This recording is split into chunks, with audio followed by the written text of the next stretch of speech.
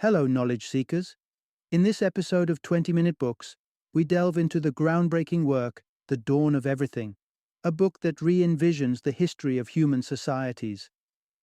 This 2021 publication, co-authored by the late David Graeber, an influential American anthropologist, anarchist, author of Bullshit Jobs and Debt, the First 5,000 Years, alongside David Wengrow, a British archaeologist renowned for his extensive work on Neolithic societies and the ancient civilizations of Egypt and Mesopotamia, offers a profound challenge to traditional notions of hierarchies, inequality, property rights, and the state.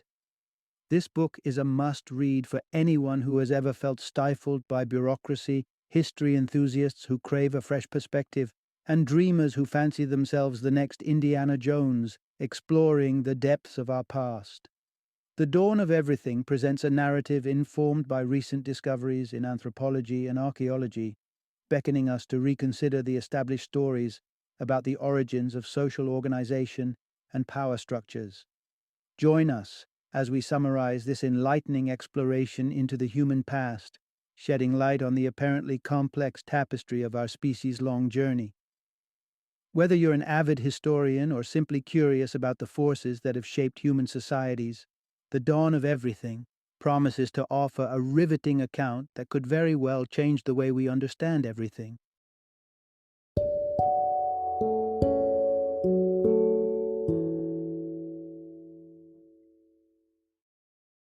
The Dawn of Everything, A New History of Humanity.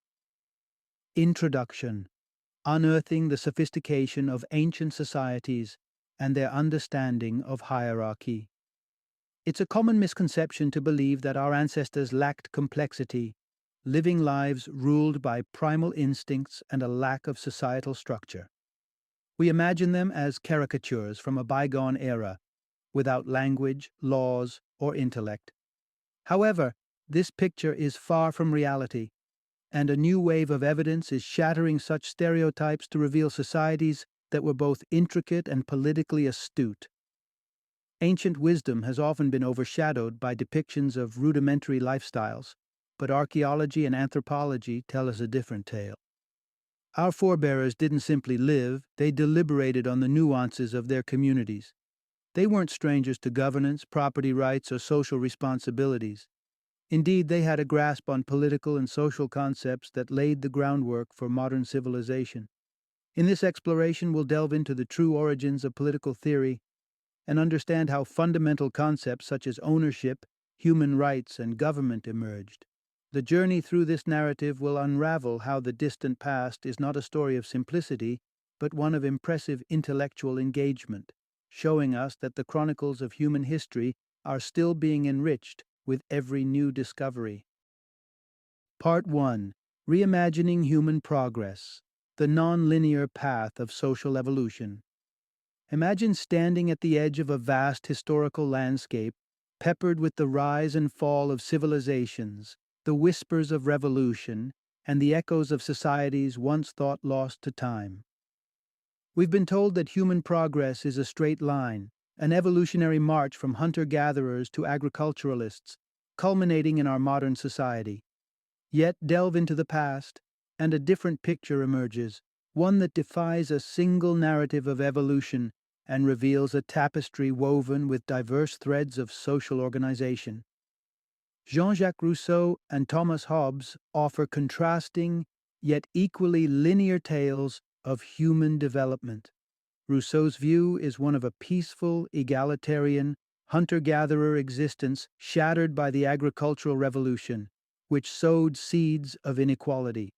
In contrast, Hobbes paints human nature as inherently self-serving, marked by a perpetual struggle for power, a struggle innately embedded in our species from time immemorial. But evidence from the archaeological record tells us a story of complexity, casting doubt on these one-dimensional chronicles. If we scrutinize the artifacts left behind, political structures and cultures appear not in steps of progression, but as a mosaic of human experience, where growth, regression, and stasis intertwine in an intricate dance. The advancement is not always forward. it often moves sideways or even backward, challenging the metaphors of forward progression that have long dominated our understanding. The difficulty lies in breaking free from the confines of Rousseau and Hobbes's narratives, rethinking our preconceived notions of ancient societies. By opening our minds to this possibility, we can resurrect the rich political diversity and social intricacies of our ancestors. The journey through history then becomes a rediscovery of the countless forms of governance and community engagement that have existed, forming a more nuanced, vibrant picture of human civilization and the multitude of paths it has wandered. Part 2: Challenging Conventional Wisdom, the indigenous perspective that reshaped Enlightenment thought. Not so long ago, in the grand scheme of history, a voice from across the Atlantic captured the European imagination. Candia Ronk, a perceptive leader from the Huron-Wendat nation, engaged with French settlers in Montreal in the 1690s, sparking an intellectual firestorm. His incisive commentary on the European way of life, particularly the concepts of wealth, power, and property, left his listeners both enthralled and flustered.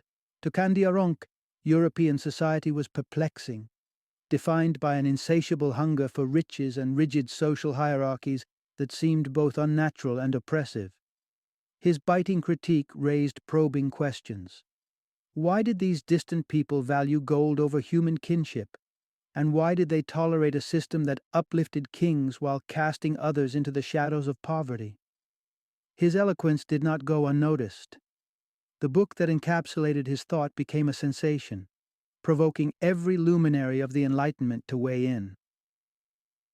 This ripple of ideas, known as the indigenous critique, wasn't the singular protest of Candia Ronk.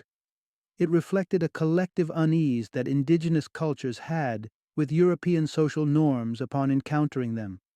European conservatives were quick to counter this indigenous critique, often by branding these outside voices as savage. They argued that European society's complexities, even with their accompanying inequities and despotism, were simply markers of a superior stage of human development, the high water mark of civilization, set against the supposedly primitive backdrop of indigenous cultures. The term egalitarian became shorthand for societies devoid of so-called civilized institutions, a label that conjured an overly simplistic paradise devoid of authority. Strikingly, conservative thinkers even held figures like Candia Ronk responsible for the French Revolution's turmoil, claiming that these indigenous philosophies had sowed seeds of dissent within an orderly European hierarchy. But this portrayal of indigenous societies as homogeneously egalitarian reveals more about European anxieties and justifications for their societal structures than about the nuanced tapestry of indigenous cultures themselves. To truly grasp the origins of our contemporary power dynamics, we must look beyond mere dichotomies of equality and inequality. Our quest should be to unpack the historical emergence of kingship, aristocracy, and the mechanisms of control, to trace not just the story of social castes, but the underlying reasons for their very existence. So, let's venture into that story and uncover the knots and weaves of power through the ages. Part 3: Exploring the untold variability of prehistoric human life. In the vast silent halls of prehistory, humanity's story sprawled across millions of years without a single written word to chronicle it. Yet, amidst this silence, archaeological whispers and anthropological echoes suggest a past teeming with diversity and fluid societies, far from the monolithic image we've often been presented. Traces left in the earth hint at a rich tapestry of human-like species, akin to a real-world tableau of fantasy figures, coexisting in a world brimming with different cultures and physical forms. These early humans were far from stagnant. They were wanderers and explorers, converging during seasons of abundance, defying the hierarchical constructs seen in our primate relatives. This is demonstrated through the light-hearted ridicule of braggadocio, a stark contrast to the chest-thumping dominance in guerrilla societies. Anthropology steps in where archaeology trails off, offering insights into the dynamic lives of our ancestors. Thinkers of the Enlightenment era dismissed pre-agricultural societies as intellectually dormant, but this view doesn't hold up to scrutiny. Consider the Nambiquara of western Brazil, whose society Claude Lévi-Strauss studied in depth. Here was a community that fluidly transitioned between farming and foraging, led by chiefs who adapted their leadership styles to the rhythms of the seasons. These chiefs were not rigid overlords, but astute political strategists, whose authority waxed and waned with the group's activities, showcasing a keen understanding of their own role within the social fabric. Through the lens of the Nambiquara and others like them, we can perceive that static social hierarchies were not a given. They were, in fact, subject to the ebb and flow of societal needs, whether it be dictated by the seasons or by the community's engagement with agriculture or herding. Yet the pressing question remains: when did these fluid systems of leadership crystallize into the enduring monarchies and entrenched inequalities we recognize today? How did humanity shift from transient rulers to the permanent fixture of royalty? To unravel this mystery, we must journey further into our collective past and trace the pathways that led to our modern societal structures. So let us delve into that quest and seek the answers. Part 4: From Open Horizons to Sacred Grounds: How Ownership Reshaped Human Freedom. Long before the borders of nations were drawn, an interconnected web of traditions and norms bound distant communities across vast expanses. Imagine a world where an Aboriginal Australian or a North American could traverse continents and still find familiar social signposts. This was a world where certain liberties were held as innate, a trifecta of freedoms that have since faded from our collective consciousness. The foremost of these was the liberty to roam and be embraced by distant lands as one's own. Then, the liberty to fluidly navigate between societal structures without being confined to one. And perhaps most strikingly, the liberty to challenge authority without fear of retribution. So, what changed? When did the laughter at the expense of arrogant rulers turn to silence? When did society cease to challenge but instead succumb to the rigidities of power? The answer may lie not in the arrival of crowns and thrones, but in the gradual erosion of these innate liberties, particularly through the emergence of property concepts. To the colonial Europeans, indigenous peoples seemed not to own their land in the traditional sense, because their interaction with it did not align with European practices of labor and ownership. This was a misunderstanding. Foraging societies had land practices that were indeed compatible with complex social institutions, yet not rooted in the European definition of property.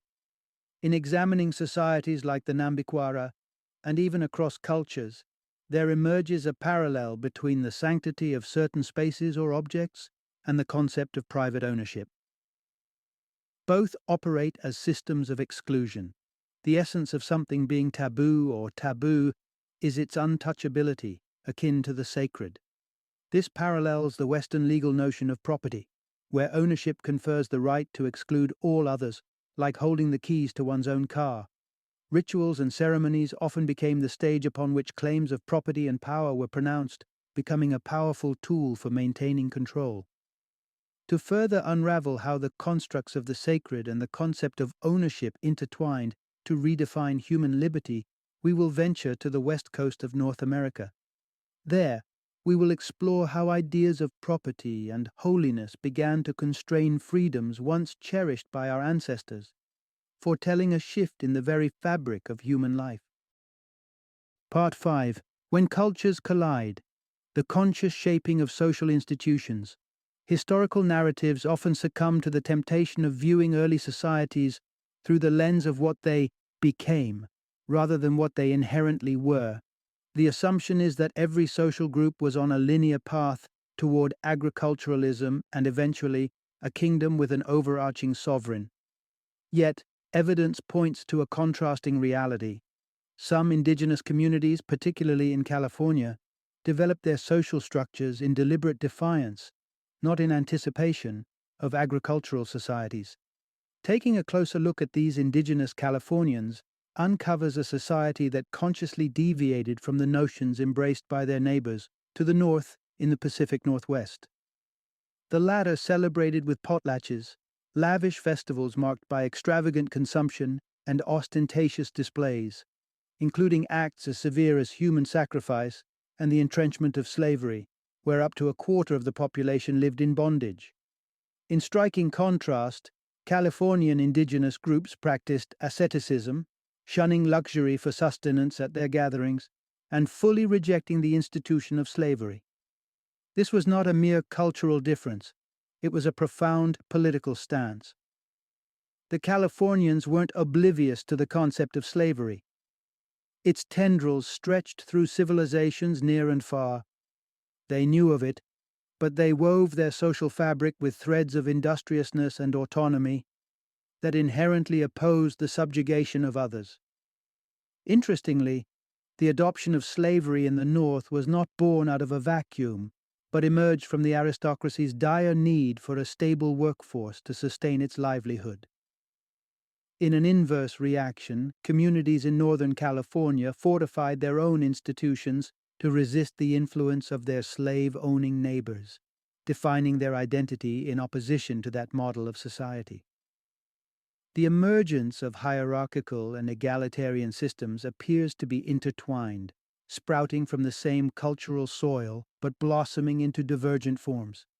The intimate dynamics within a community, within the very household, lay the groundwork for systemic domination or its rejection. The stark cultural division between the indigenous peoples of California and the Northwest reveals much about the corridor through which human freedoms were narrowed. It illustrates a powerful truth. Social hierarchies are not merely the result of time and chance, but are shaped by collective choices, reflecting deeply held beliefs about human dignity and the nature of communal life. Part 6. From playful sowing to solemn harvesting, the uneven shift to agriculture. Let's venture back to a time when the ancient Athenians partook in a curious midsummer tradition. Courtyards bloomed as women set about crafting miniature gardens, brimming with sprightly grains and herbs, only to leave them under the unforgiving sun until they withered. This was a symbolic act, hearkening to the tale of Adonis, whose youthful vigor was cut short, much like the parched plants before them. In this symbolic gesture lay a deeper significance, a playful mimicry of the agricultural life that was, at the time, merely a budding venture for many. Over the years, this game of cultivation would sow the seeds of a far grander pursuit, sustaining burgeoning populations through the toil of farming. Agriculture was no light-hearted affair. It demanded relentless labor, and communities wrestled with its rigors, engaging in cultivation while also foraging and hunting as they always had. The commitment to farming was gradual, oscillating between enthusiasm and reticence. It's a curious note that, despite its perceived masculinity, this back-breaking endeavor was likely spearheaded by women. But the embrace of agriculture was not without risk. Early Neolithic settlers across what we now call Austria and Germany suffered greatly when they placed all their faith in the soil. Crop failures led to starvation, which in turn ignited a frenzy of violence. Such tragedies served as stark lessons. Those flirting with the life of tillage took care to maintain a delicate balance, mingling well-established foraging practices with their new agricultural undertakings. Another misconception shatters upon closer inspection: the presumption that farming naturally ushered in individual land ownership. Archaeological evidence hints at a different reality, where communal agriculture, sharing fields, rotating plots, and collective land management was, and still is, prevalent across diverse cultures, from the Scottish Highlands to the fertile valleys of the Balkans. It stands as a testament that our connection to the land and to each other through agriculture was far more complex and collectively oriented than the modern narratives of ownership and personal property might have us believe. Part 7. The Puzzle of Urbanization. Cities without hierarchies.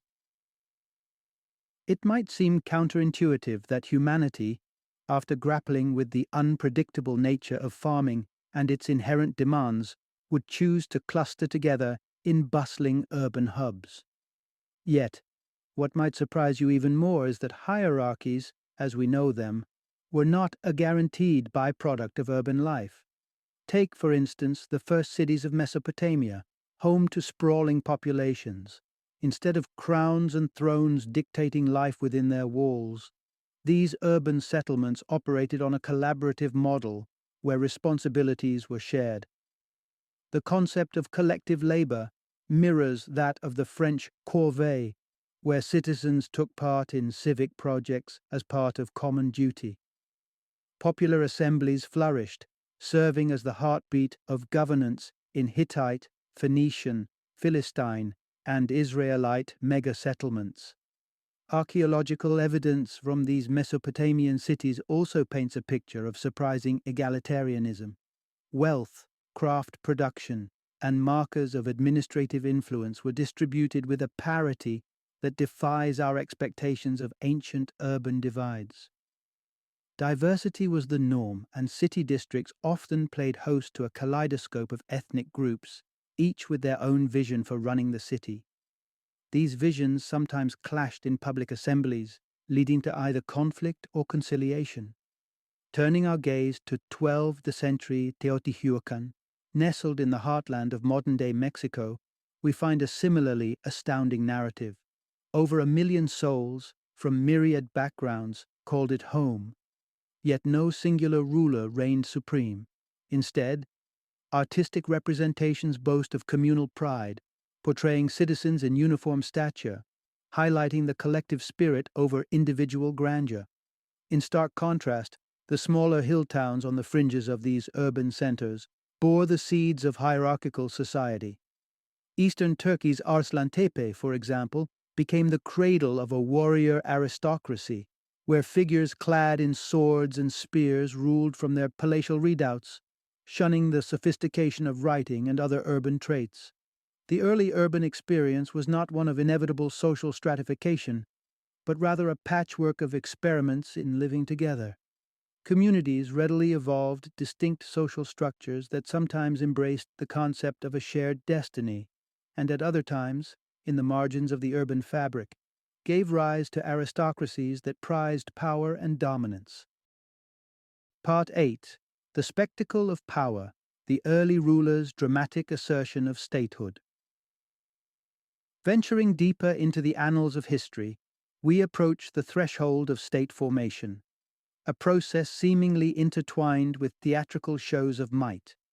Conventional wisdom casts the state as an entity claiming exclusive rights to employ force within its domain. Yet how did societies morph from loosely knitted communities into entities resolute in their control? The pillars that prop up the seat of power, namely control over violence, monopoly on information, and the enigmatic allure of charisma, have been historically interwoven to lay the groundwork for what we recognize as the machinery of governance. The merging of these facets of domination wasn't written in the stars, but culminated in a ceremonious flourish within specific cultures. Take, for instance, the Olmec civilization, whose leaders captivated masses through their prowess in ritualistic ball games, or the pre-Inca settlement of Chavin de Huanta, where mastery of mysterious knowledge consolidated power. These were potent individuals, yet their realms fell short of being states. For a semblance of statehood to crystallize, the commanding optics of violence had to synchronize with either information control or individual magnetism. The ancient Egyptians exemplified this melding of domination principles through their ritual executions tied to royal burials. Mass killings thus signaling the unsettling onset of state formation.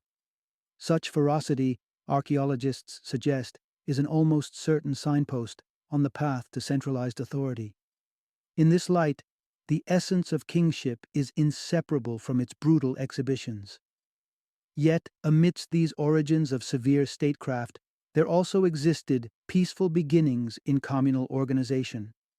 Neolithic villages, such as Tel Sabi Abyad in current-day Syria, fostered administrative systems designed to fairly distribute resources, acting to counteract greed. Here, flexibility was key. If the system faltered, it could be recalibrated to work for everyone once more. This beckons us to revisit the establishment of kingship and aristocracy. Perhaps, akin to the first dabbles with agriculture, the concept of monarchy commenced as a fleeting role, an ephemeral play king installed for moments of monumental construction or grand ceremony. Such conclusions present the modern state not as an eternal fixture, but as the convergence of varied strands of domination, a crossroads rather than a destination. With this perspective comes the realization that if the state was not fated, then perhaps its permanence is not assured. In recognizing this, we grasp that the familiar contours of governance are but one form in the shifting landscape of human political organization. Part 9. The Enduring Legacy of the Indigenous Critique, a Tapestry of Resistance and Innovation. The sharp observations of European society by indigenous North Americans, known as the Indigenous Critique, didn't emerge spontaneously. This critique was a culmination of vast political turmoil and discourse that had coursed through indigenous communities for centuries. Consider the pivotal period from 400 to 800 CE along the Mississippi River, when maize cultivation became central to life. This shift led to an escalation in hostilities, eventually sparking urban growth at Cahokia in present-day Illinois. With 40,000 souls within its fold, Cahokia stood as the preeminent metropolis of the Northern Americas. But Cahokia's reign was not to last. By the 12th century CE, a turning point, its nature still veiled in mystery, ushered in an era of ruthless decay akin to the fates of storied cities from Teotihuacan to Mesopotamia. Unlike the latter, however, the individuals of Cahokia chose a different response to their dissatisfaction. They simply left, eschewing a societal march towards a state and demonstrating a potent truth. The evolution of societies towards statehood is not destiny-bound. Divergence is always an option. The ripple effect of Cahokia's dissolution was profound. As waves of its former inhabitants spread into North America, a collective consciousness took shape. Regions like the Great Lakes became incubators for societies valiantly fortifying against authoritarian ascendancy, giving rise to a culture of debate, pluralism, and defiance of absolute power. This prevailing ethos still touches us today, manifesting in diverse modern ideologies and underpinning the luminous interchanges with European colonists.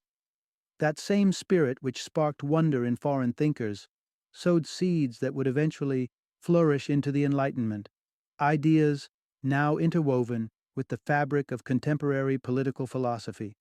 The journey of social and political development is far from a scripted pathway.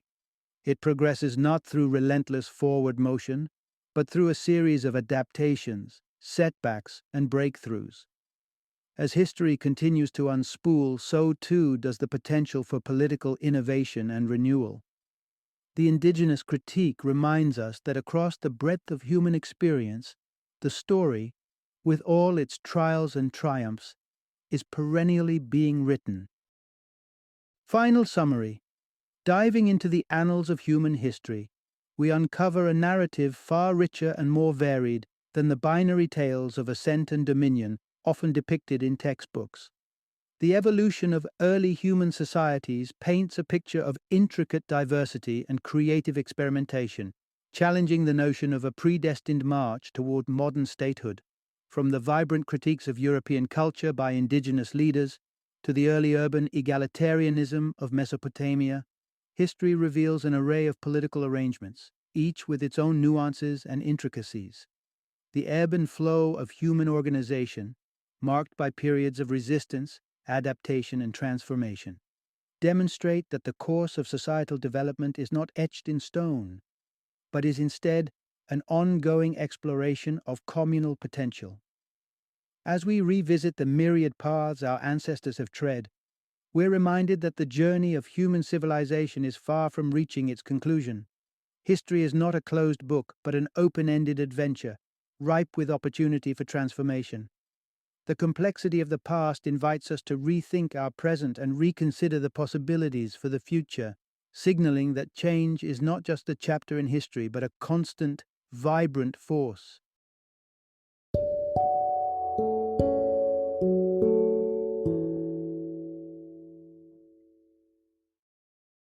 Thank you for joining me today on this journey of learning and discovery as we explored the insights of another thought-provoking book in our growing library of knowledge. If you've enjoyed our time together, please take a moment to follow our podcast, give us a 5-star rating, and share 20-minute books with other knowledge seekers. Your support truly means a lot. Don't forget to join me again in the next episode, where we will delve into another enriching book. Until then, happy reading and happy listening.